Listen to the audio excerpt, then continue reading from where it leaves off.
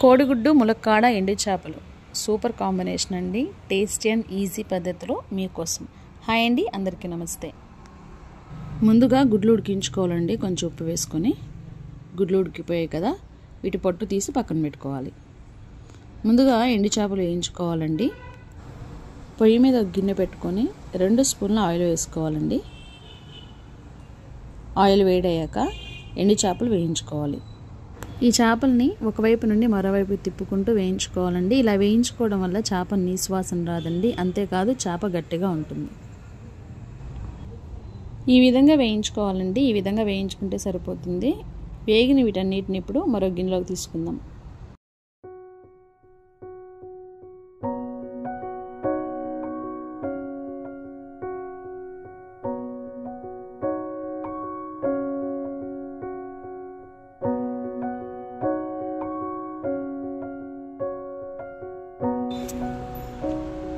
ఇప్పుడు అదే నూనెలో మనం కట్ చేసి పెట్టుకున్న ఉల్లిపాయ పచ్చిమిర్చి ముక్కలు కూడా వేసి వేయించుకోవాలండి.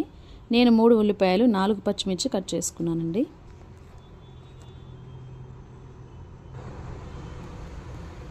ఉల్లిపాయలు కొంచెం వేగిన తర్వాత చిటికెడ పసుపు వేసి వేయించుకోవాలండి.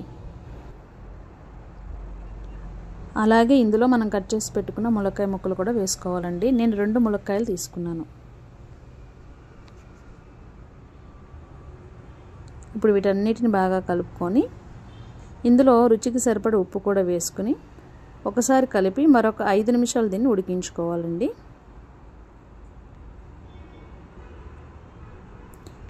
అడుగు మాడకుండా మధ్య మధ్యలో మూత తీసి తిప్పుకుంటూ ఉండాలి.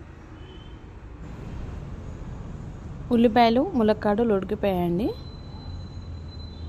ఇప్పుడు ఇందులో మనం కట్ చేసి పెట్టుకున్న టమాటా ముక్కలు కూడా వేసి ఉడికించుకోవాలి. నేను 4 టమాటాలు తీసుకున్నానండి.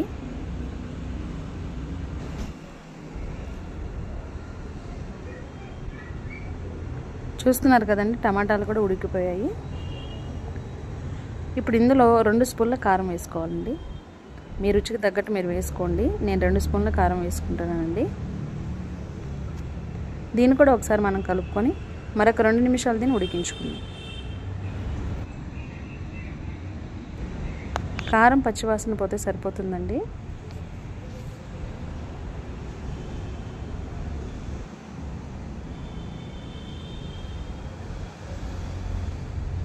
ఇప్పుడు దీనిలో తగినన్ని నీళ్లు పోసుకొని మరొక 5 నిమిషాలు ఉడికించుకోవాలండి.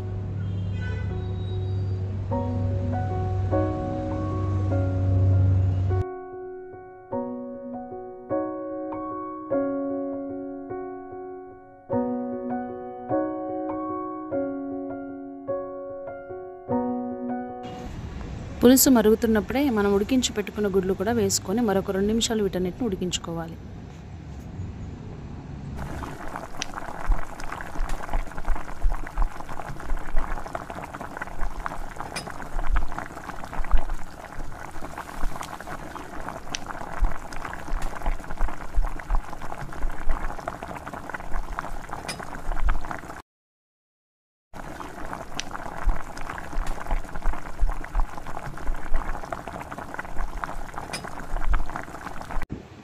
పులుసు అంతా దగ్గర పడింది కదండి. ఇప్పుడు మనం వేయించి పెట్టుకున్న ఉప్పు చేపలు కూడా ఇందులో వేసుకుని 1 నిమిషం ఉడికించుకోవాలండి. ఆల్రెడీ ఉప్పు చేపలు కాబట్టి ఉప్పు చూసుకొని వేసుకోండి.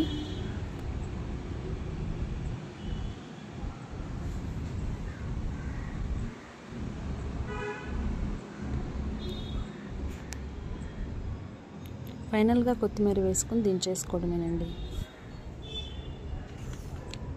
అంతేనండి, ఎండు చేపలు ములక్కాడ కోడిగుడ్డు కూర రెడీ.